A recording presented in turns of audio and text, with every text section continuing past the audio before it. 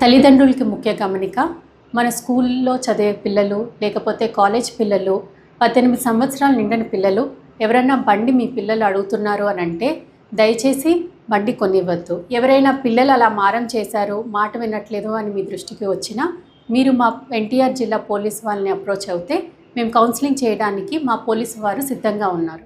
ఒకవేళ పిల్లలకి మీరు బండి ఇవ్వాలి అని అనుకుంటే వాళ్ళు కంపల్సరీ 18 సంవత్సరాలు నిండిన వారై ఉండాలి, ట్రాఫిక్ రూల్స్ పైన అవగాహన కలిగి ఉండాలి, traffic rules and regulations follow అవ్వాలి, అలాగే ట్రాఫిక్ వైలేషన్స్ మీద అవగాహన కలిగి ఉండాలి.